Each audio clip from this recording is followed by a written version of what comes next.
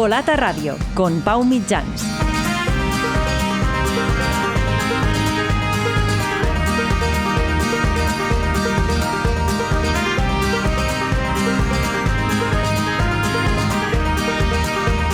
Hola, ¿qué tal? Bienvenidos a Volata Radio, tu podcast de cultura ciclista. Un podcast con el apoyo de Bicycle, la plataforma líder de bicicletas de segunda mano. Más información en bicycle.com.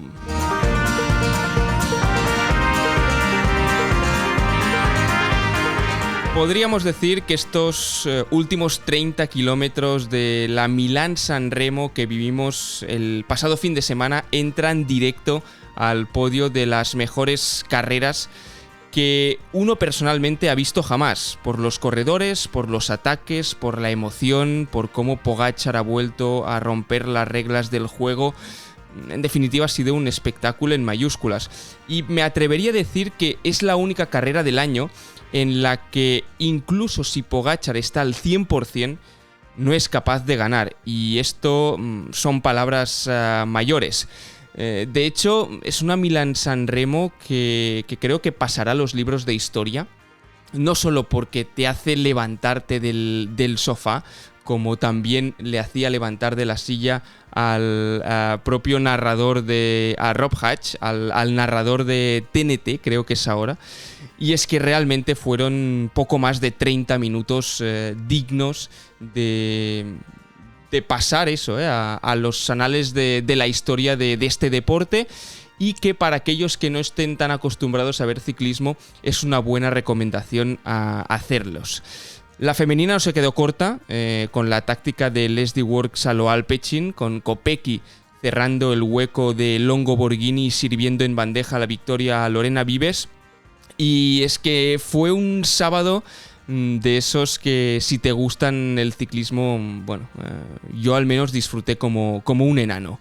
Lo analizaremos todo en este capítulo con Olga Ábalos, pero también hablaremos, por supuesto, de la Volta a Cataluña, que ha empezado esta semana, que se está celebrando ya, de hecho, mientras estamos grabando el podcast, y que en nuestro caso es esa frase que siempre decimos, el ciclismo pasa por la puerta de tu casa, pues literalmente pasa por la puerta de nuestras casas.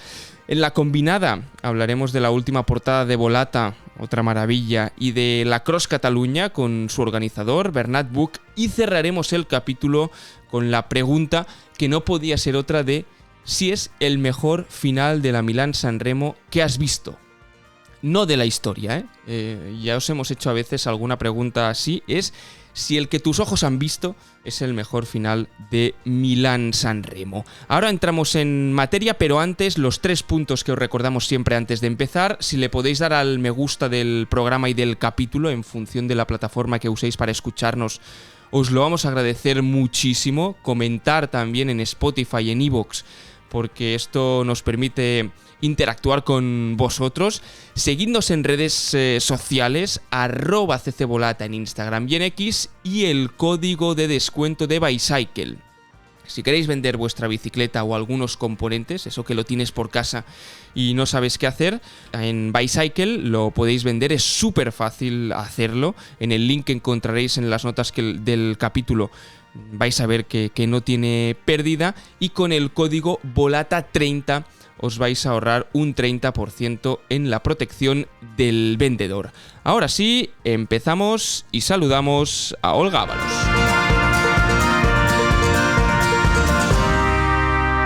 Questa edizione si decide alla volata, en una volata. Olga, ¿qué tal? ¿Cómo estás? Hola, bien. ¿Todo bien? Encantada ¿Recuperada de estar aquí. de la Milán-San Remo, no tú? Bueno, mira, porque fue un sábado y teníamos el domingo un poco de para aterrizar lo que vimos, pero sí, fue un día de emociones fuertes, tanto en la femenina como en la masculina. Yo lo decía en la entradilla y lo he repetido en más de una ocasión. Creo que es la única carrera del año, o de las pocas, por no decir la única, que me hacen levantar del sofá literalmente. Es decir, esos últimos kilómetros yo muchas veces los veo de pie, porque digo, ostras, ¿qué va a pasar? Y me parecen 30 minutos de emoción sin precedentes en esto de las dos ruedas. Sí, de hecho la Milán-San Remo dicen que es como el monumento más sencillo, por decirlo así, ¿no? Uh-huh. Pero el más difícil de prever, ¿no? O sea, digamos que el desenlace siempre es muy complicado de prever su desenlace, precisamente porque los corredores llegan a esos últimos kilómetros primero con un desgaste brutal de toda la etapa, y eso hace todavía que sea más imprevisible, ¿no? Porque en cualquier momento a un corredor se le puede acabar la energía en el momento menos indicado o en el momento menos esperado, precisamente por todo lo que vienen acumulado, ¿no? Y esa es como la gran dificultad de este monumento, de esta Milán-San Remo.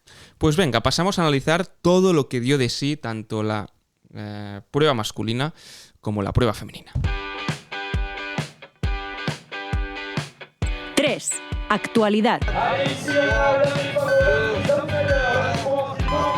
Y por si no lo sabíais, de hecho si no lo sabéis, creo que es algo grave, el vencedor de esta Milán-San Remo no fue otro que Mathieu van der Poel del Alpecin de Keuning con ese sprint en la Vía Roma por delante de Pipo Ganna y de Tadej Pogačar.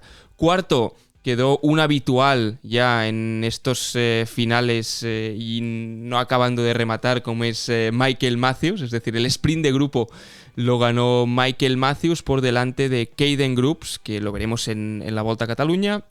Sexto fue Magnus Cort Nielsen, séptimo Mats Pedersen, otro de los favoritos al que no se le vio en esta Milán-San Remo, octavo Olaf Koy, noveno Matteo Trentin y décimo Fred Wright.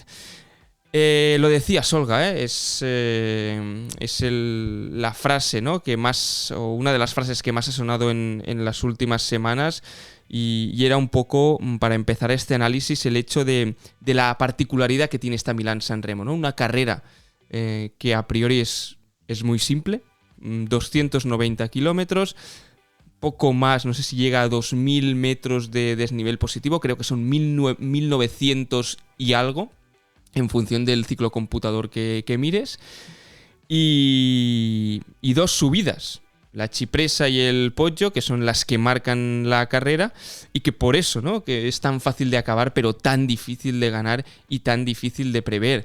Y también lo decía al inicio, creo sinceramente que a día de hoy es la única carrera que Tadej Pogačar, aun planteándosela a conciencia, como lo ha venido haciendo, es que era la cuarta edición que competía, ¿no?, y estando al 100%, no es capaz de ganar. Y esto me parece noticia. O sea, creo que es noticiable. Sí, es noticiable también porque, claro, no hay suficiente montaña o dificultades orográficas como para que se puedan crear estas diferencias. Claro, si Pogačar tiene que esperar hasta el Poggio, ¿no?, para hacer un ataque, que es lo que estaba previsto, ¿no?, y lo que lleva intentando en las últimas ediciones. Claro, ahí no tienes tanto margen. Ay, perdón. Sí, Cipressa. Sí. Pero bueno, ahí no tienes tantas posibilidades de abrir hueco, ¿no?, con tus adversarios, básicamente, y sobre todo cuando tienes a gente como Van der Poel, que no son escaladores, como podría ser Pogačar en determinados momentos, pero tienen suficientemente punch, ¿no?, como para aguantar una subida de esas características, ¿no? Incluso Filippo Ganna, ¿no?, que no es escalador, y se quedó rezagado, pero bueno, lo superó y estuvo ahí remontando hasta casi hasta la línea de meta, con lo cual es una carrera difícil en ese sentido para un corredor como Pogačar, acostumbrado a conseguir diferencias, pues eso, a 50 kilómetros de meta, 70 o y como pasó como ha pasado últimamente, ¿no? Entonces, es un monumento complicado para Pogačar. Eso no quiere decir que no gane nunca, ¿eh? Pero si están corredores como Van der Poel, le va a costar ganar. Cada vez se aproxima más y para mí hay una clave que de hecho he visto un titular, ¿eh? No he podido ver todo el insight que han hecho desde el UAE de la Milán-San Remo, he visto un pequeño titular y me ha parecido ver que tenían previsto atacar la Cipressa con más corredores. Pero para mí hay un punto clave en la carrera y es esa caída a inicio de la Cipressa, que creo que hay un corredor del Cofidis y un corredor del AG2R del Decathlon, si no voy equivocado, uno del Cofidis creo que seguro, que se van al suelo y esto corta el grupo. Y esto obliga al UAE a tirar con Tim Wellens cuando realmente, por lo que he podido leer, la táctica también era tirar con Del Toro, es decir, que Tim Wellens no tuviese que tirar tanto, que Pogačar pudiese estar a rueda de sus compañeros de equipo durante más tiempo y que después Narváez hiciese la última remada final, ¿no? No tan abajo de la Cipressa, porque es que a Pogačar le quedaban más de 2 kilómetros creo que eran entre 2 y 3 kilómetros, ¿no? Para llegar a la cima.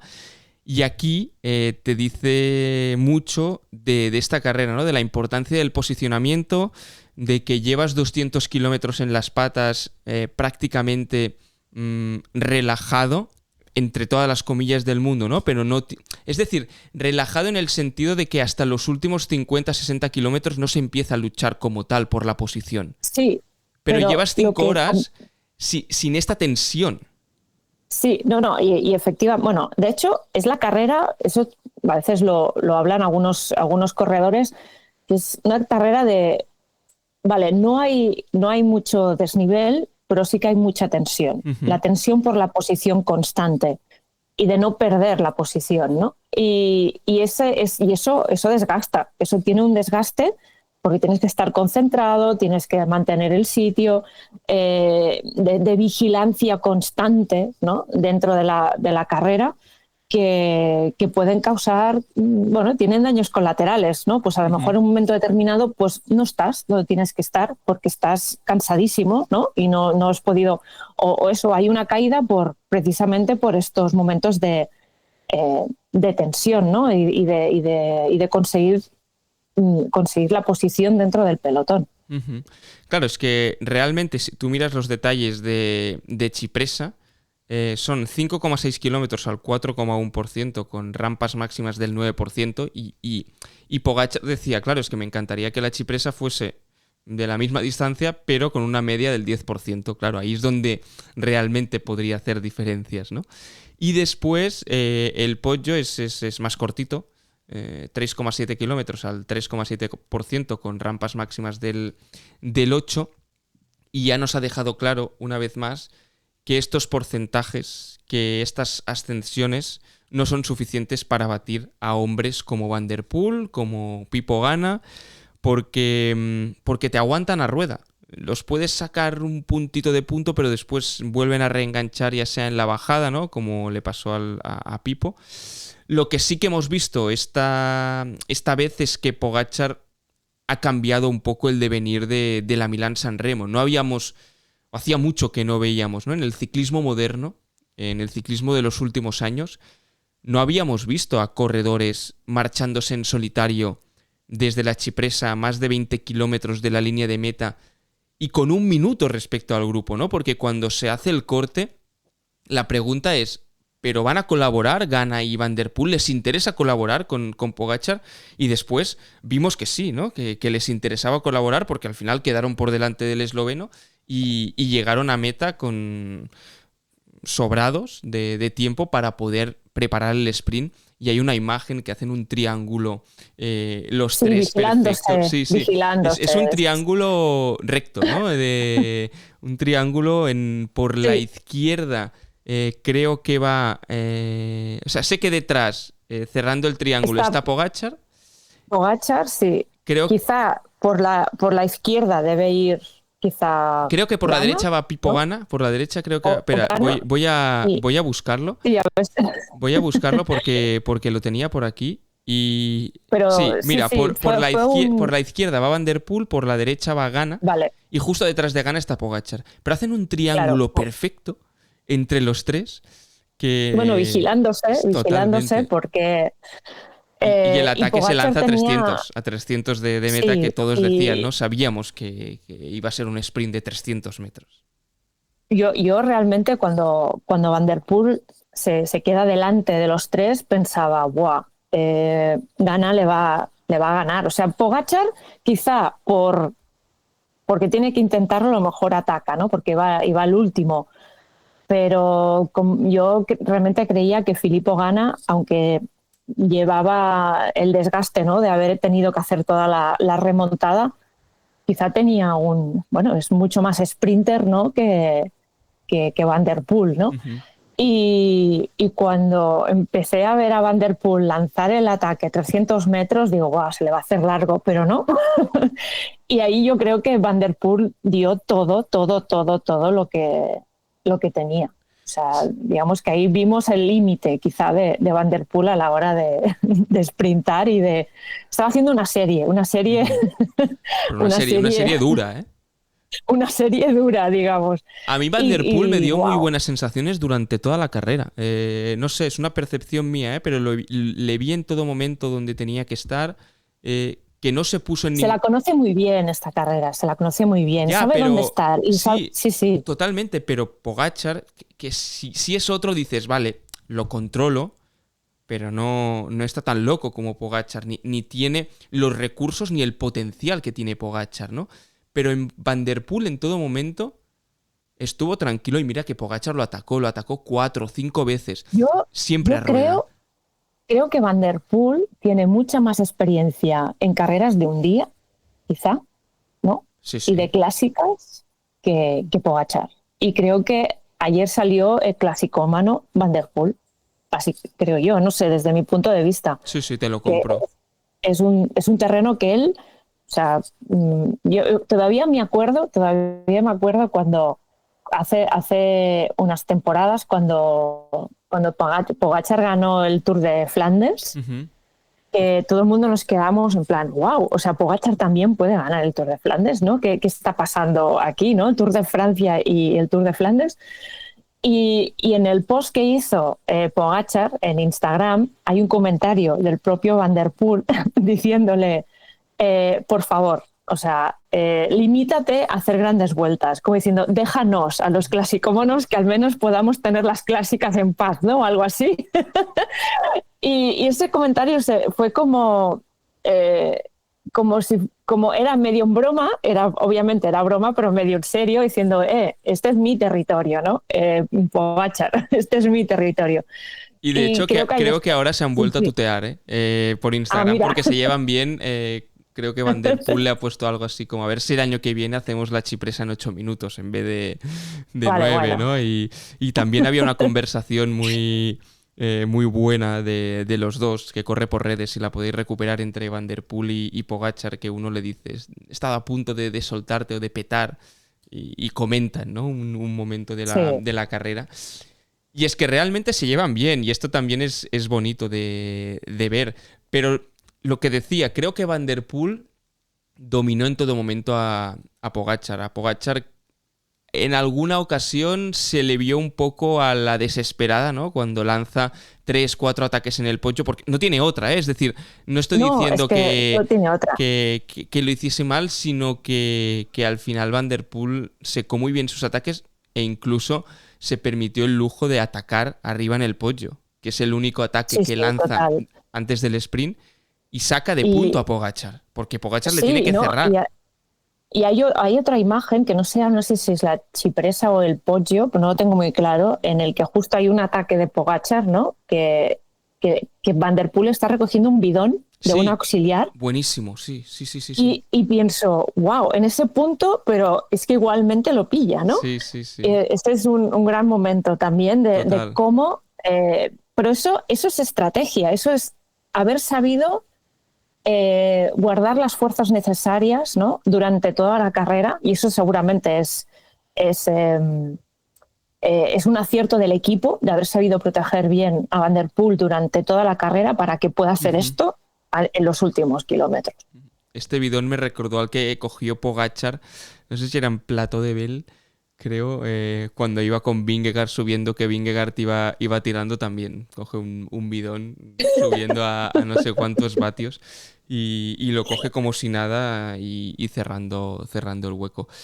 Realmente, ostras, se me antoja difícil superar unos 20-30 kilómetros así esta temporada, porque es que estaban los mejores. Estaba Van der Poel, porque puedes ver exhibiciones de este tipo y que siempre falte uno, ¿no? Pero en una Classic, quizá Evenepoel, va, pero no sé si al final es el tipo de terreno que mejor se le adapta. No sé si tiene el mismo punch, el mismo punch. Yo creo que no. Entonces, están todos, porque estaba Pedersen, que ya lo hemos dicho que quedó... Sí, que tenía que haber estado ahí, Pedersen tenía que haber estado ahí, pero creo que... Yo creo que el corte ese, la caída marcó más de lo que nos podamos imaginar, ¿eh? Porque a partir de allí ya el UAE empezó a tirar y hizo su táctica, que todo el mundo la sabía, pero que el Alpecin, que por cierto, Philipsen, vicente campeón, se quedó nada a los pies de la chipresa y no pudo ni colaborar. Supongo que había colaborado antes, como decías, ¿no? A hacer que Van der Poel estuviese protegido en todo momento, después de la caída que tuvo entre semana. Sí, sí. Bueno, una gran Milán-San Remo. Tengo la sensación que como que cada año esta carrera se va superando. Es que tengo como un déjà vu, ¿no? El año pasado también tuvimos una gran Milán-San Remo y creo que hasta que Pogačar no la gane, Milán-San Remo nos va a dar grandes momentos, ¿eh? Y aquí sé que muchas veces hablamos de Pogačar. Para mí, el que Milán-San Remo vuelva a tener este áurea es en parte por Pogačar. Desde mi punto de vista, porque al final, si no, sí que es cierto que con Van der Poel y otros, con Pedersen, incluso con Van Aert en su día, ¿no? Sí que eran carreras muy abiertas, eran pruebas muy abiertas, era una clásica que los últimos 20 kilómetros o 30 tenía este ritmo frenético, pero creo que el hecho diferencial de que aún tenga mucho más aliciente el picante de los últimos años lo ha añadido Tadej. Sí, total. Y bueno, bienvenido el picante, sí, aunque bueno... Bienvenido al picante Yo no soy muy fan del picante, pero en dosis... Yo tampoco, y estaba pensando, picante que nivel jalapeño...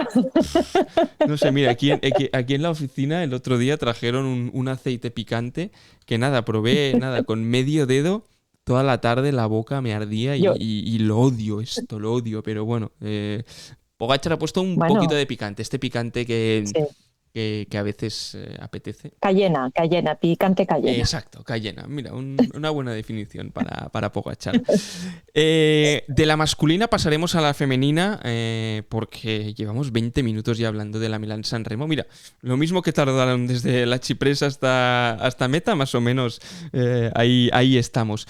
El tema es que en categoría femenina era la primera edición que se llamaba San Remo femenina o San Remo Woman, porque ya había habido unas ediciones anteriores de la Primavera Rosa, creo que estuvo entre 10 y 15 años, ¿no? Un poco para hacer el paralelismo con el Tour de Francia, que ahora lleva la nomenclatura de Tour de Francia con toda la imagen y con ASO al detrás. Pues en este caso sí que es cierto que la Milán-San Remo femenina, pues RCS está detrás de esta competición también. Pero teníamos ganas para ver cómo se desarrollaba, ¿no? esta carrera, que al final fueron espera, que lo tengo por aquí para no equivocarme. 156 kilómetros, exacto. Y la parte final era idéntica, con la chipresa, con el pollo, es decir, la parte picante para volver al picante de la carrera la mantenían. Y no sé a ti, Olga, ahora repasaremos el top 10 también, pero así de entrada viví un déjà vu de lo que pasó el año pasado en la masculina.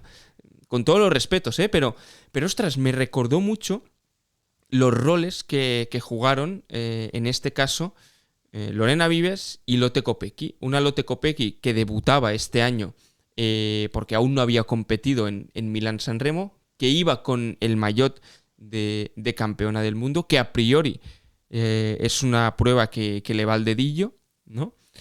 Pero que tiene una compañera, una segunda espada, como es Lorena Vives, que es una de las mejores sprinters del pelotón actual, si no la mejor, que también podían jugar con esta baza, ¿no? Y de la misma forma que el año pasado Van der Poel cerró el hueco para que se pudiese llegar al sprint, este año Lotte Kopecky hizo lo mismo, ¿no? Secó el ataque de Elisa Longo Borghini, que fue la más lista, nada más entrar en Vía Roma, pero Lotte Kopecky hizo el trabajo para cerrar el hueco y servir en bandeja a Lorena Vives, porque después al sprint fue un sprint incontestable por delante de Marianne Vos y de Noemí Rueck. Ostras. Sí, total. A mí me recordó mucho, me hicieron un Alpecin, ¿no? Sí. Un Alpecin, o sea, con todas las diferencias, ¿no? Y las circunstancias, pero fue, sí, en este caso, ¿no? El año pasado también Van der Poel iba con el maillot de campeón del mundo y ayudó a su compañero Philipsen a ganarlo. Y bueno, fue una gran Milán-San Remo, un gran debut para las chicas. Sobre todo, habían corredoras en las primeras posiciones, eso, como Elisa Bálsamo, como otra Elisa, ¿no? Longo Borghini, Marta Cavalli, etcétera, que de alguna forma, bueno, dignificaron, ¿no? esta carrera y le dieron la importancia que debe tener como un monumento dentro del calendario femenino. Y me encantó el hecho de que Elisa Longo Borghini fuera la que lanzara este ataque y rompiera definitivamente el pelotón de las elegidas, y casi llega. O sea, hubiera sido una gran victoria de Longo Borghini. Y la verdad se quedó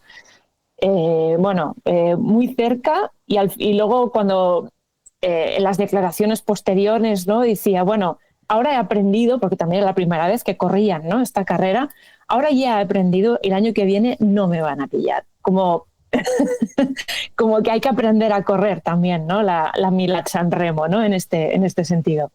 Sí, totalmente. De hecho, mira, Lorena Vives primera, Marianne Vos segunda, como decíamos, otra incansable, Marianne Vos, coleccionista de podios.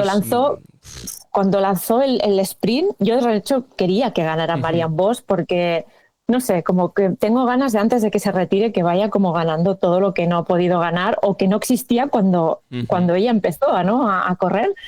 Y bueno, al final Lorena Vives se llevó la victoria, pero wow. Gran sprint de Marianne Vos. Sí. Tercera fue Noemí Rueck. Cuarta, que al final la relegaron al 12º puesto porque en el sprint cerró a Rueck, fue Pauline Ferrand-Prévot, también muy buen resultado de la francesa del Visma. Cuarta, finalmente fue Demi Vollering. Kimberly Lecourt, quinta. Chloe Dygert, sexta. Elisa Bálsamo, como decía, séptima. Juliette Labousse, octava. Lotte Kopecky finalmente fue novena. Y Puk Pieterse cerró este top 10 de la Milán-San Remo femenina. Lo que decíamos, nombres de primerísimo nivel. Es que estaban todas. Faltaba seguramente Anna van der Breggen, pero después tenías a Liane Lippert, tenías a Nevia Doma, tenías a Kat Ferguson del Movistar, que venía de hacer un buen resultado. Una Milán-San Remo con una gran participación, y realmente sí que en este caso no se decidió hasta el final. Nevia Doma, ¿no? Con Cecile Uptrup fueron las que más lo intentaron, sobre todo creo que era la Cipressa, no sé si era la Cipressa o en el Poggio, ahora se me escapa, pero fue el equipo que más lo intentó, pero al final se decidió en Vía Roma, y fue una muy buena edición también. Creo que Creo que esta prueba, estos últimos 20-25 kilómetros, tanto para la categoría masculina como para la femenina, son de lo mejorcito del año por todas las posibilidades que ofrece.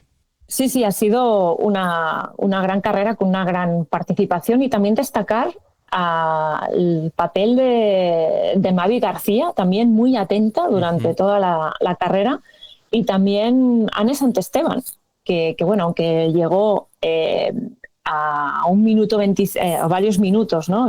por detrás, pues también tuvo como se la vio como activa, bien posicionada y bueno, eso, después de todos los problemas físicos, ¿no? que ha tenido en los últimos meses, también es una alegría poderla verla de esta forma tan competitiva.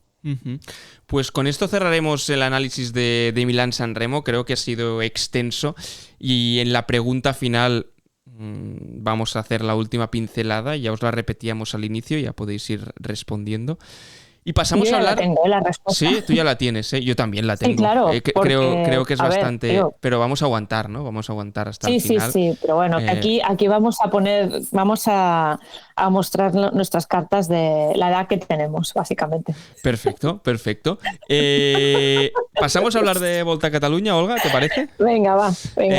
Volta a Catalunya. Al final, sí que es cierto que estamos grabando. Mira, precisamente hoy estamos grabando al lunes. Y por lo tanto estamos en plena etapa de la Volta a Catalunya, la primera etapa entre Sant Feliu de Guíxols y Sant Feliu de Guíxols. No vamos a hacer un despiece total porque cuando escuchéis este podcast seguramente os habrán disputado 2 o 3 o 4 etapas, pero así en líneas generales para hacerlo rápido y también para hablar un poco de la carrera de casa, de la carrera que literalmente pasa por la puerta de nuestras casas, Olga. Creo que ha sido hoy a Sant Feliu de Guíxols, a la primera salida. Sí, y ya has podido estar por Correcto. allí. Tenemos a Isaac también siguiendo a todos los ciclistas arriba y abajo. Y al final, bueno, este inicio desde casa que siempre hace especial ilusión. Sí, porque a pesar de que ahora, digamos que los inicios de la temporada se han diluido bastante, digamos, o sea, hace unos años la Volta a Catalunya era casi de las primeras carreras, ¿no? que corrían como los candidatos a grandes vueltas, ¿no? como el Giro y el Tour, por ejemplo. Siempre es una carrera en la que, bueno, los corredores están como bastante relajados. Uh-huh. Es fácil, ¿no? que acceder a ellos, comentar cosas de forma informal incluso, hay buen ambiente y es una carrera en la que, bueno, nosotros que somos de Cataluña, pues nos hace mucha especial ilusión por eso, por la cercanía y porque de alguna forma tener el World Tour en casa pues te reconecta también, ¿no? Con todo lo que haces, ¿no? O sea, ¿por qué hacemos Volata? ¿Por qué hacemos este podcast? ¿No? Uh-huh. ¿Por qué estamos cada semana comentando y escribiendo sobre ciclismo? Pues gracias a carreras como la Volta, básicamente. Totalmente. Suscribo cada palabra que acaba de decir Olga y añadiría también por qué andamos muchas veces en bicicleta por según qué zonas, porque también vemos a según qué ciclistas pasar. Yo, por ejemplo, hoy, esta carretera de Tossa a Sant Feliu de Guíxols, si no la habéis hecho nunca, ostras, es muy chula, ¿eh? Es preciosa, chula. Es preciosa. Sí. Yo que veraneo cerquita de allí, la he hecho muchísimas veces en bicicleta, pero hoy que pasaban por allí, que había visto algún vídeo de algún equipo entrenando por allí, dices, es que es muy guay que los ciclistas pasen por el mismo sitio por donde has pasado tú, y esto no pasa en otros deportes, ¿no? Y no estamos descubriendo nada, Pero te hace, no sé, te hace sentir especial de alguna manera, ¿no? Cuando pasan cerquita de tu casa porque dices, hostia, yo también lo he hecho esto. Claro, y sobre todo cuando la carrera deja huella en el sentido de que pues hay marcas en la carretera, los aficionados no escriben los nombres de los ciclistas, luego pasas tú y dices, mira, no sé, a mí personalmente me hace ilusión, o sea, ver marcas y por aquí estaba la meta, ¿no? Y ves una raya, ¿no? Y no sé, o aquí estaba el premio de la montaña, ¿no? Y ves ahí la marca en el suelo. Estas cosas a mí me hacen mucha ilusión y me motivan a ir en bici también. Totalmente, totalmente. Esta Volta a Cataluña que, para repasar rápido, tendrá 3 etapas con final en alto. Es una prueba de mucha dureza. Aparte se llega por encima de los 2.000 metros de desnivel, por lo tanto es una prueba para escaladores. Y me ha parecido muy interesante un artículo que ha publicado una columna de Thomas de Gent, un histórico de la Volta a Cataluña, ganador de 5 etapas, en Cycling News, donde explica, ¿no?, por qué la Volta a Cataluña es seguramente una de sus pruebas favoritas y por qué da algunas claves de el hecho de que vayan tantos corredores de generales, ¿no? Porque no nos olvidemos, tenemos a 2 ganadores del Tour de Francia, creo que son a 4 o 5 ganadores de la Vuelta, a 4 ganadores del Giro, es decir, que la Start List de la Volta a Cataluña, y no porque sea la carrera de casa, pero ostras, no está Pogačar y no está Vingegaard, pero tienes a Roglic, tienes a Adam Yates, tienes a Simon Yates, tienes a Bernal, tienes a Geraint Thomas, tienes a Richard Carapaz, tienes a Enric Mas, a Nairo Quintana, a Ben O'Connor, a Juan Ayuso. Ostras, son corredores de muchos quilates y sobre todo cuando la carretera pica para arriba, ¿no? Entonces, Thomas de Gent decía esto, que es una carrera muy dura y que a Cataluña no envías a nadie que no suba bien, ¿no? Y dice que esto lo puedes ver en subidas de 20 minutos. Dice que en Volta a Cataluña, en subidas de 20 minutos a 400 vatios de media, casi todo el mundo llega a la cima, ¿no? Pero en cambio, en otras vueltas, incluso llega a decir, en el Tour de Francia, cuando vas a 400 watts, dice, casi el 60 o 70 hombres del pelotón se quedan descolgados, ¿no? Y ostras, me ha parecido algo interesante a destacar, además de que no solo sirve de preparación para el Giro, sino también para la puesta a punto en según qué territorios del Tour, de los Ardeneros. Y Mikel Landa, para añadir otro ingrediente más, decía, es que es lo más parecido a una última tercera semana del Giro, ¿no? Total. Y jolín, tener esto cerca de casa, pues sí, pues te llena de orgullo, al menos a mí. Y además, a ver, las vueltas por etapas siempre juegan con el condicionante de que, bueno, hay que llegar a acuerdos, ¿no?, con los municipios, Totalmente. ¿no?, para que, bueno, para las salidas, las llegadas, a veces hay acuerdos políticos, económicos, y a veces la carrera muchas veces no sabe lo que va a pasar el año siguiente, dependiendo incluso del color político del ayuntamiento, ¿no?, de si se quiere hacer esta inversión o no, etcétera. Bueno, hay todos estos condicionantes, pero sí que acostumbra a cubrir bastante todo el territorio catalán, y eso implica que también tienes etapas de viento, tienes puedes tener etapas con calor, puedes tener etapas con lluvia, alta montaña, es decir, que en una semana lo tienes como todo súper comprimido, y eso es una dificultad extra, y que también coloca a los corredores en una posición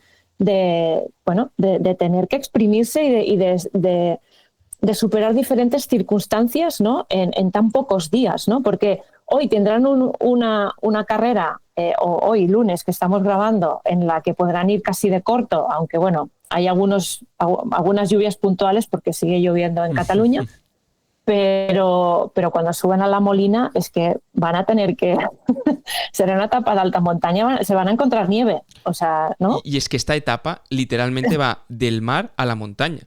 No es por decirlo, pero es que salen desde Viladecans, muy cerquita de Barcelona, delante de la costa barcelonesa, y se cruzan literalmente en línea recta toda Cataluña, de la parte de Barcelona, del área metropolitana de Barcelona, hasta los Pirineos, hasta la Molina, ¿no? Entonces, imaginaros todos los cambios de temperatura y los cambios de paisaje incluso, ¿no? Porque es una etapa de más de 200 kilómetros que se van a encontrar los ciclistas, que pasa en muchos sitios, ¿no? Pero aquí sí que es cierto que, como decías, Olga, pues es muy variopinto, ¿no? Y tienes desde etapas rompepiernas, etapas llanas, tienes un circuito, que esto también lo destacaba Geraint Thomas, ¿no? Que es...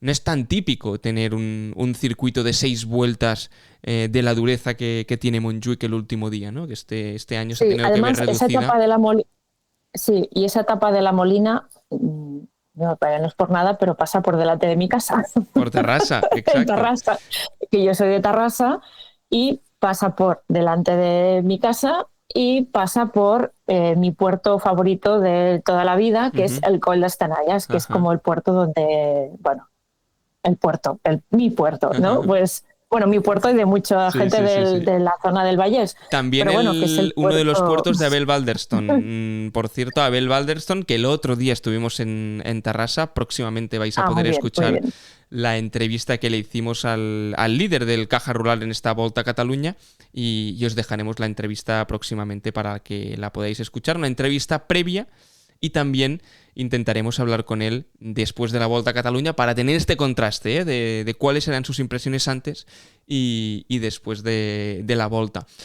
De esta Volta a Catalunya, Olga, ya sabemos que habrán pasado cosas, ¿vale? Es decir, los que nos estáis escuchando, seguramente habrá habido algún cambio en la general, puede que haya pasado alguna cosa, ¿no? Pero a día de hoy, ¿crees que hay dos favoritos claros y después otros candidatos? Y cuando me refiero a dos favoritos claros, me refiero a Primož Roglič primero por el historial, y después a Juan Ayuso por cómo llega. Sí, Juan Ayuso viene muy fuerte de ganar en Tirreno, y creo que para su preparación para el Giro la Volta puede ser crucial, y creo que va con ganas de ganar. Y de hecho, esta mañana, digamos que había bastante expectación a su alrededor, precisamente por cómo la Volta puede ser un punto de inflexión para conseguir el Giro de Italia, y había muchos periodistas que ya estaban apuntando ahí, ¿no? O sea que sí, Juan Ayuso es uno de los candidatos para hacer una muy buena Volta, igual que Roglič. Y es una Volta que se le adapta muy bien a sus características, mucha montaña, lo decíamos, 3 finales en alto, esta etapa que acaba en La Molina, después la etapa en Montserrat Milenari por los 1000 años del monasterio de Montserrat, se dice pronto, y después la etapa del sábado, ¿no? Está ya famosa, la etapa. Isaac, si nos estás escuchando, la etapa, que quede claro aquí en Volata, no, fuera coñas. Esta seguramente etapa será muy guay. Sí, será muy bonita, por lo que hemos venido hablando aquí también, de la primavera ciclista, esta serie de actividades que han organizado, entre los cuales está Isaac Vilalta, ¿no? Implicado, no solo durante la etapa de la Volta, sino durante todo este tiempo. Una etapa con final en Queralt, que el año pasado ya vimos ganar a un tal Tadej Pogačar, y el final en Barcelona. Bueno, es una Volta a Catalunya que ya sabemos de lo que va, que se va a decidir por segundos, a pesar de la montaña que tiene, ¿no? Y a pesar de las diferencias de etapas, se decide por segundos históricamente, no con Tadej, porque ya sabemos que juega aparte y cambia las reglas del juego, pero las bonificaciones. Sí, las bonificaciones, y también ojo con los recortes de la última etapa de la Volta, porque pasa, creo que de 100 y pico kilómetros a 88. No sé, a 88, o sea, será casi una etapa sprint, etapa de circuito de Montjuïc, por decirlo así. Y esto, bueno, no creo que haya sorpresas, aunque a veces puede haber sorpresas, pero lo que dices tú de ganar la prueba por segundos, a lo mejor hay que exprimirse un poquito más los días anteriores para no ir tan justo en esta última etapa. Y seguramente lo que voy a decir es una tontería, pero cada año por la Volta pasa, y es el cambio de hora. Que claro, del sábado... ¿Sí? ¿Hay cambio de hora esta semana? Del sábado al domingo creo que hay cambio de hora. ¿Ves? ¿Serio? Es la madrugada del domingo del 30 de marzo. A las 2 van a pasar a ser las 3. ¿Vale? Entonces... No. Sí. Entonces, claro, duermes una hora menos. Qué rollo. Sí. No me gusta nada el cambio de hora. No, y cada año por la Volta pasa, porque es como, vale, voy a mirar bien de llegar bien a la salida, al menos en mi caso, ¿no? Pero duermes una hora menos, que estoy seguro que los ciclistas no lo van a notar. Pero bueno, ya tienes un componente más, ¿no? Se ha avanzado la llegada, ahora va a ser a la 1 en vez de a las 2. No tendrá más pena ni gloria, pero bueno, siempre son contextos que añadir para después intentar entender el porqué de las cosas.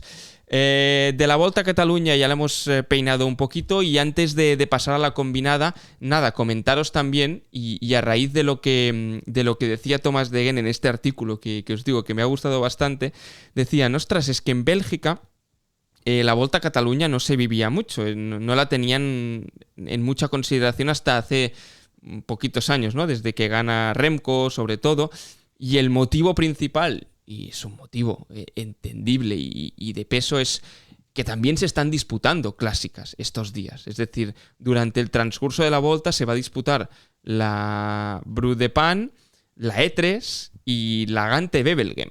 La Bru de Pan es una clásica totalmente llana para especialistas al sprint. Un Jasper Philipsen, un Milan, un Merlier, un Arnaud Delis, un Olaf Koy, y van a estar todos los sprinters buenos, porque en la Volta a Cataluña hay muy poquitos sprinters, Caden Groups y alguno más. Pero es que en E3 y en Gante-Wevelgem vuelve Tadej. En E3 vamos a ver un duelo Tadej-Van der Poel con Girmay, Jorgensen, Arnaud Delis, Mats Pedersen, Wout van Aert. Es decir, E3 es como la antesala, ¿no? del Tour de Flandes. Y después la Gante-Wevelgem, también en este caso organizada por Flanders Classics, pues Tadej Pogačar, Jasper Philipsen. De momento estoy aquí viendo un poco la Starlist, o al menos los que la tienen en calendario, que al final no dejan de ser clásicas que ya nos encaminan a las dos clásicas por antonomasia, que son el Tour de Flandes y París-Roubaix, Olga. Sí, se está acercando los dos fines de semana, ¿no? Que, bueno, sí, al menos yo los tengo marcadísimos. El primer fin de semana del Tour de Flandes y luego Roubaix. Para bueno, despistados, 6 de abril, 13 de abril. Si no lo tenéis en la agenda, apuntároslo, porque creo que vale la pena. Correcto. Y es uno de los momentos culminantes, ¿no? de la temporada, y estoy segura que corredores como Van der Poel tienen ese primer pico de forma en esas dos semanas. Pues mira, yo estoy así como pendiente. Bueno, supongo que no debo ser la única, ¿no? Pero el hecho de que Pogačar haya confirmado participación en la E3 y en la Gante-Wevelgem, no sé, parece como que poco a poco se va acercando a Roubaix. Ay, Roubaix. Se va acercando a Roubaix, que todavía, vete a saber, a lo mejor nos da una última sorpresa. ¿Tú crees este año? Después de lo que ha pasado en Milán-San Remo. Yo creo que si hubiese ganado Milán-San Remo, quizás se lo hubiese planteado ahora. No sé, no te sabría decir. No lo sé. Es una buena pregunta también para hacer a la audiencia, ¿eh? Si creen que... Todo puede pasar. O sea, digamos que la confirmación que corría Gante es de también hoy lunes, con lo cual, no lo sé, a lo mejor nos da una sorpresa y corre París-Roubaix. Uh-huh. Gante la tenía en el calendario ya de inicio de temporada, Roubaix no. Roubaix es el... Bueno, es el hype con el que juega también Tadej Pogačar, que ya le gusta también jugar con este hype y al despiste. Nosotros vamos a cerrar la actualidad ya y nos vamos a centrar en la combinada hoy con dos temas que os van a gustar. 2. Combinada. This is legendary, Jonas. This is legendary. Come on, last 400 meters, everything until the line.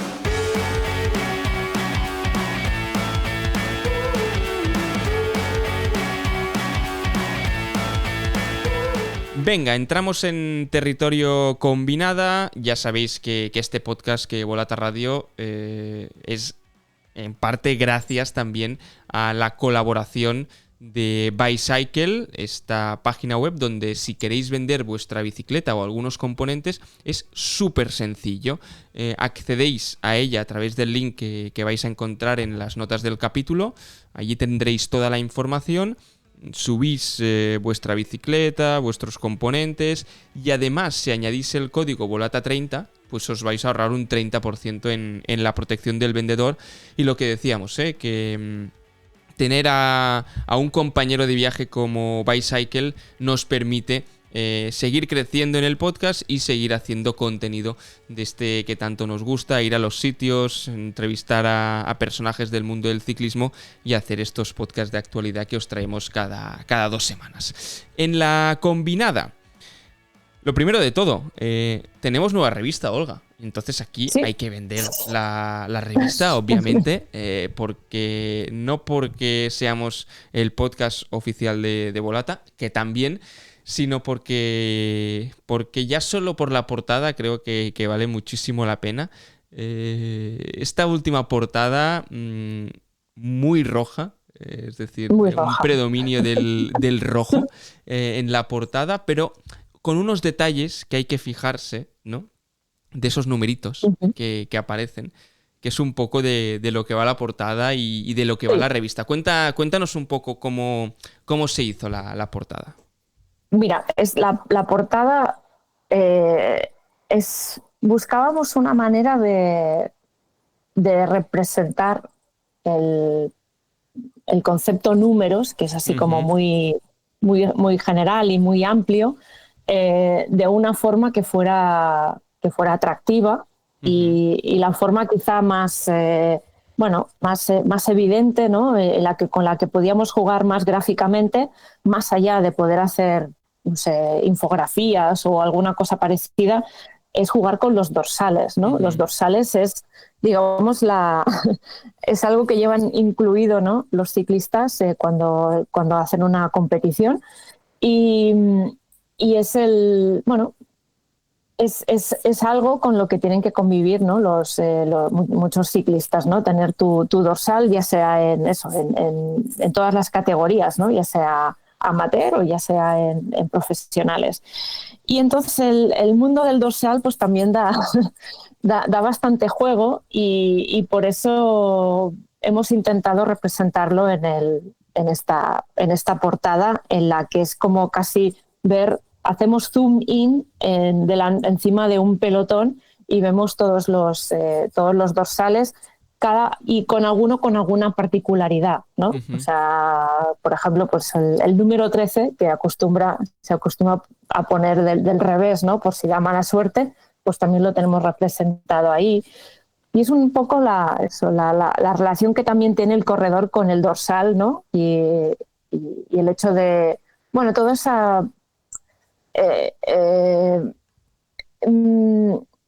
es ese momento, ¿no? En el que tienes que colocártelo y cómo te lo colocas y qué significa, ¿no? También colocarte el dorsal, pues también lo queríamos representar en esta portada que firma Enrique Adell, que es nuestro director de arte. Perdona, decías colocar el dorsal e ir a buscar el dorsal.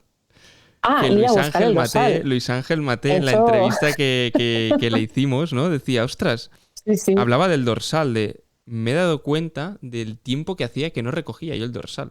Y he tenido que dejar el ciclismo profesional de carretera para darme cuenta de que tengo que ir a volver a buscar el dorsal. Es decir, los dorsales dan mucho. Ir a buscar el dorsal es un gran gesto.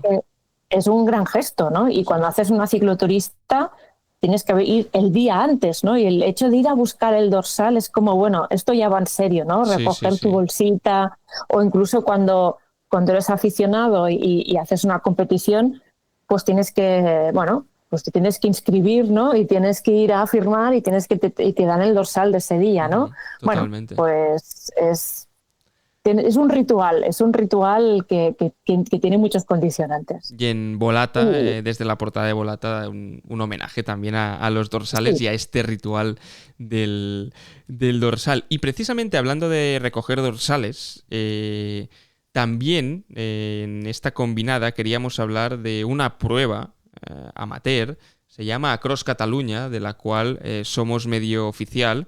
Y ya os hablamos el año pasado porque un servidor pudo participar en esta Across Catalunya, que no es... Bueno, hay un vídeo tuyo sufriendo mucho, ¿no? Por YouTube, sí. Por ahí corre algún vídeo con un compañero de aquí del trabajo haciendo la Cross Catalunya, que creo que la sufrimos y nos lo pasamos bien a partes iguales, ¿eh? Sí, aunque hubo un momento que estabais ahí al límite que casi os enfadabais. Sobre todo yo. No, acabó todo perfecto. De hecho, este año hay otros retos por delante.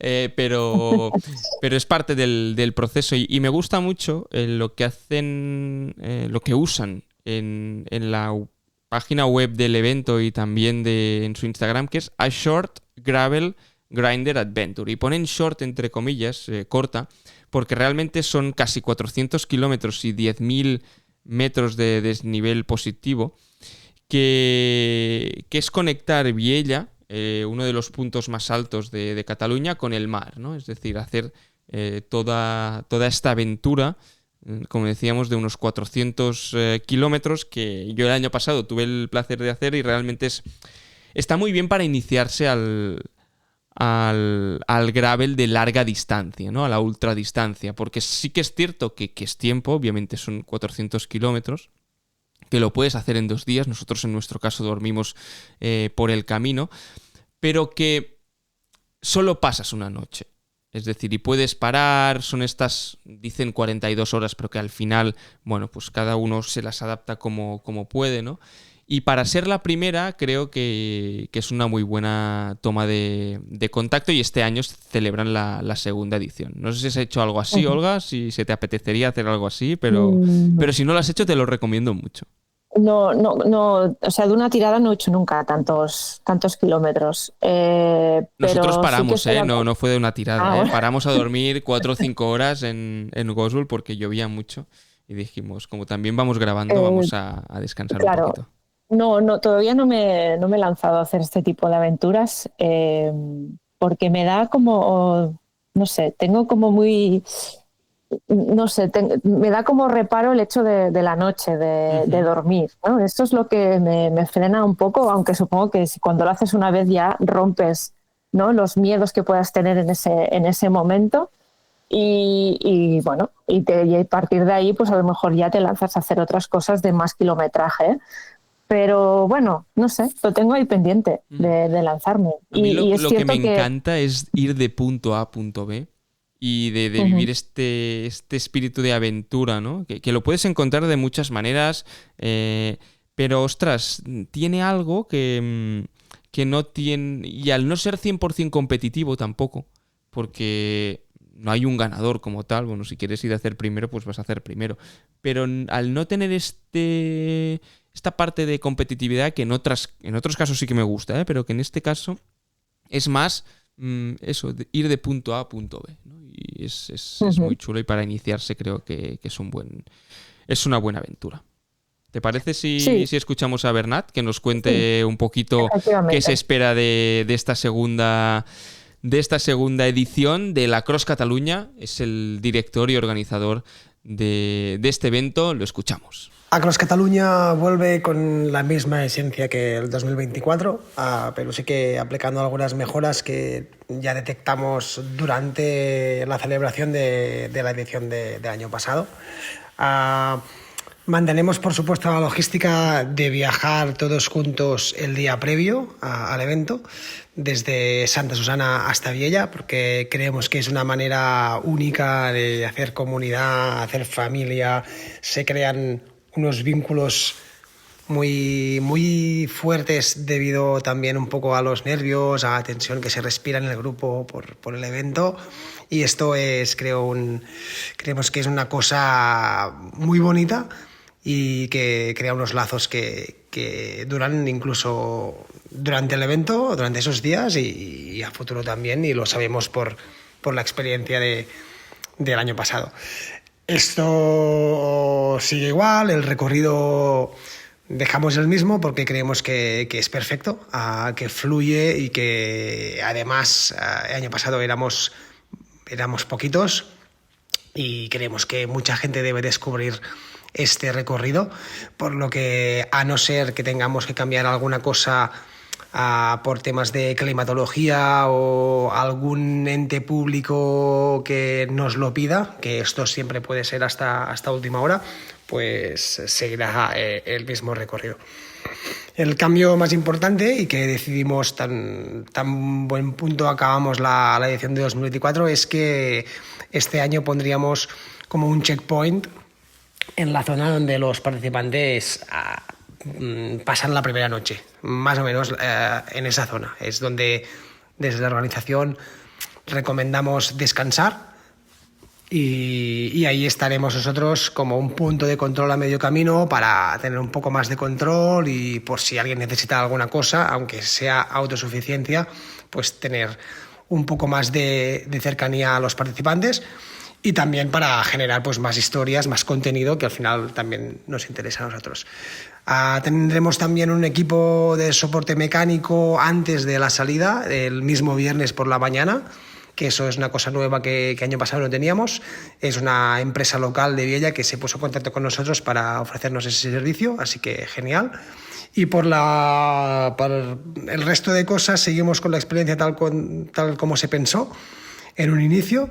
Mismo hotel, como decía antes, misma logística, y bueno, comentar que pues, de momento estamos duplicando el número de participantes, que es una muy buena noticia, y aún mejor que tenemos más chicas que el año pasado, así que si aún queda alguien con dudas, pues le animo desde aquí a que se apunte pronto, antes de que lleguemos al límite de participación.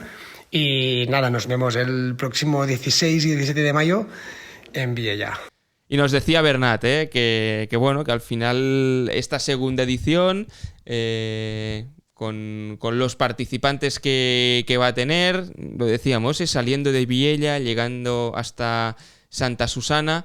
Bueno, una Cross Catalunya, Olga, que tienes que apuntarte en el calendario para hacer algún año, ¿eh? Algún año me apuntaré, pero bueno... Bueno, sí, mira, es igual, cambiamos de tema, pero es que me pongo muy nerviosa con estas cosas. Hay que y si no, como medio oficial, Olga, también, bueno, pues se puede ir primero sí. a ver qué tal, y después... A ver qué tal, ¿no? Y después decidir, pues venga, ¿me lanzo a ello o no? Al final... Sí, no sé, lo tengo ahí, algún día... No sé, a lo mejor no se lo digo a nadie cuando lo hago y por si... Pero... Mira, si queréis dejarnos en comentarios si habéis hecho alguna prueba de ultradistancia también, que sabemos que los oyentes del podcast sois bastantes los que os gusta este tema de la ultradistancia, con los capítulos que hicimos en su día, ¿no? También de Badlands y tal. Si habéis hecho ultradistancia, dejárnoslo en comentarios, y también las pruebas que habéis hecho. Nosotros vamos a pasar a la pregunta final, que antes os decíamos, hay que contestarla. Pues venga, va, la contestamos. 1. La pregunta. I'm gone. I'm dead. Venga, entramos en la parte final del capítulo. Olga, hoy te voy a dejar responder a tu primera mientras voy a buscar los comentarios que nos habéis dejado. Os la decíamos al inicio, os repetíamos esta pregunta al principio del programa, más que repetir, os la anunciamos. Y es, mira, la tengo por aquí. ¿Es el mejor final de la Milán-San Remo que has visto? No el mejor final de la Milán-San Remo de toda la historia, porque esto es tan relativo, sino el que han visto tus ojos, el que claro, tú eres capaz de analizar. Claro, es que aquí dirías? Quizá yo he visto más que tú. Sí, claro, claro. Aquí... Claro, yo he visto más Milán-San Remo que tú. A ver, yo es que tengo una muy grabada en la mente, quizá porque, no sé, porque hace muchos años y me impresionó y fue de estos momentos que todavía recuerdo de estar delante del televisor y decir, wow, ¿qué ha pasado? que fue la primera Milán-San Remo de Óscar Freire. Yo estaba viendo la tele en ese momento, te estoy hablando del 2004. Y son estos recuerdos que, bueno, no sé, se te quedan grabados porque quizás es la primera vez que ves cosas así y fue la época en la que, bueno, o sea, yo sigo siendo una flipada del ciclismo, pero bueno, cuando hace 20 años todavía lo era más, digamos, ¿eh? Uh-huh. Y fue la Milán-San Remo que Óscar Freire le arrebató en la línea de meta a Erik Zabel. Para mí, quizá por juventud y porque en aquellos momentos me impresionó muchísimo, pues no sé, para mí fue la mejor, porque no sé, eso. Porque sí, porque al final, es decir, la subjetividad está implícita en el ser humano. Es decir, aquellos que te digan, claro, no, hay que ser objetivo. Bueno, pues no sé. Al final es imposible ser objetivo, ¿no? Porque, o sea, ser objetivo en términos absolutos, ¿no? Porque al final, cuando tú pones los ojos en algo, y en Volata, pues cuando nos centramos en según qué contenidos, es porque hay alguien detrás que ha seleccionado estos contenidos y por lo tanto hay una subjetividad implícita. Después tienes que tender a la objetividad e intentar explicar las cosas como son, ¿no? Pero cuando tú fijas la mirada en una cosa y en otra, partiendo de aquí ya estás siendo subjetivo.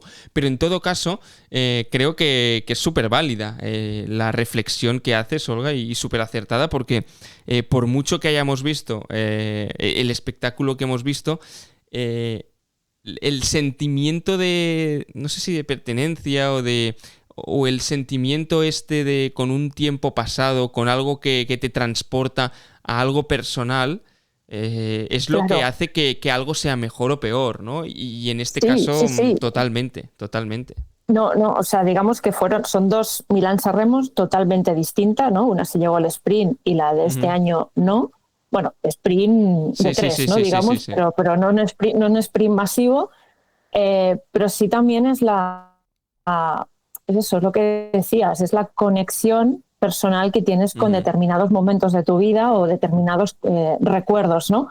Y bueno, yo recuerdo que aquello me impresionó muchísimo y entonces ahí también empecé a fijarme con otros ojos en Óscar Freire, ¿no? En plan, ¿y este quién es, no? ¿Y qué ha hecho? ¿Y qué hace un español corriendo en equipo holandés, ¿no? En el Rabobank, ¿no? Entonces ahí empiezas a ver cosas y darte cuenta de qué tipo de ciclismo te gusta, qué tipo de ciclistas te gustan. Y bueno, no sé, fue un punto de inflexión también de mi vivencia como aficionada, ¿no? Y como amante del ciclismo. Para mí sí que ha sido la mejor Milán-San Remo que he visto, porque, ostras, estos últimos 30 minutos, ya te digo, y no es por... pero estaba en el sofá mirándola, con el ordenador al lado, apuntando y tal. Y había momentos que me tenía que levantar y decir, ostras, que no sé qué va a pasar, es muy interesante, ¿no? Todo lo que está pasando y estas emociones que a veces son tan difíciles de controlar. Y hay algo que me encanta del ciclismo, que no me pasa con otros deportes, y es que muchas veces no voy con nadie. Yo cuando veo el fútbol o cuando ves según qué deportes, simpatizas más con unos equipos que con otros e incluso llegas a ser de un equipo, ¿no? Pues en este caso, yo soy del Barça, pues cuando veo el Barça, ostras, sí que lo siento, pero veo cualquier otro partido y cuando veo el Barça quiero que gane el Barça, pero aquí no es quiero que gane uno, sino quiero que haya espectáculo, ¿no? Y creo que esto también es lo bonito del ciclismo. Sí que hay veces que quieres que gane más un corredor que otro y tienes más afinidad, pero no es ese sentimiento que tienes con el fútbol, por ejemplo, o con otros deportes, ¿no? No tiene nada que ver. Y aquí seguramente, ostras, para mí o sea, yo personalmente, si hubiese ganado Pogačar, me hubiese alegrado por todo lo que representa y por lo que estamos viendo y porque al final es un ciclista de época, pero es que me encanta que haya ganado Van der Poel y que haya sido segundo Pipo Gana, aunque Pogačar rompiese la carrera, porque es que no les puede reprochar nada, ¿no? Entonces, por eso creo que sí, que ha sido la mejor que he visto y Bueno, y por lo que comentaba, ¿no? Que, ostras, creo que no sé si este año lo vamos a poder repetir algo tan emocionante como esto. Espero que sí, Yo espero creo que sí. Yo creo que sí. Espero que sí por el bien del ciclismo, ya sea de una Flandes, de una Roubaix, de un Tour de Francia. Espero que Vingegaard vuelva a estar bien. Así que, sí. Yo creo que esta temporada esto acaba de empezar, Pau. Sí, ya verás, sí. tío. Ya verás. Sí, estoy seguro que sí, que tendremos mucho más. Y como os decía, también aquí leemos vuestros comentarios. Nos encanta que nos dejéis vuestros comentarios. La semana pasada os preguntábamos, hace 2 semanas mejor dicho, si creéis que Van der Breggen llegará al nivel de Demi Vollering en las grandes citas de la temporada. Y por ejemplo, mira, lo tengo por aquí en Spotify. Mira, Albert Flecha Delgado decía: me ha gustado mucho el podcast de esta semana. Enhorabuena a todas las personas que están involucradas en la primavera ciclista. Gracias por el trabajo que hacéis. En este caso no era sobre la pregunta como tal. Y en la encuesta, por ejemplo, el 83% de las personas que han votado creen que no, que Van der Breggen no va a llegar al nivel de Vollering en las grandes citas. O Julián Orgaz va en la misma línea. Creo que no será capaz de ser mejor que Demi. La constancia y la juventud juegan a su favor. Bueno, son distintas opiniones. Y después también tenemos en iVoox, para que veáis que leemos todo tipo de comentarios. Dice Don Nadie, dice: yo no me puedo tomar en serio una carrera que tiene la mitad de kilómetros que la masculina. Lo siento, todos los que quieran, pero no me lo tome en serio. Bueno, Don Nadie, es tu opinión. Nosotros sí que en este caso, una Milán-San Remo como la que hemos visto, por mucho que tenga la mitad de kilometraje que la masculina, sí que nos la tomamos en serio. Bueno, porque cada uno es libre de ver y de entender el ciclismo como crea. Olga, ¿tienes algo más que añadir o ya vamos cerrando el capítulo? No, ya... Lo pudiéramos dejar aquí, ¿no? ¿Sí? Ya está. Lo dejamos aquí. Sí, pues nada, cerramos aquí el capítulo, este capítulo en plena Volta a Cataluña. Tanto Olga como Isaac como un servidor, si estáis por la Volta a Cataluña estos días, seguro que nos vamos a ver. Venir a saludaros si queréis, os presentáis y así charlaremos un rato de ciclismo y vamos a poder ponernos caras, que a veces, ¿no? Cuando las carreras son fuera es mucho más difícil, pero cuando están en casa pues vamos a sacar la cabecilla por allí y hablar con algunos protagonistas también. Olga, hablamos dentro de unos días. Que vaya muy bien. Venga, que vaya muy bien. Hasta un abrazo. La próxima.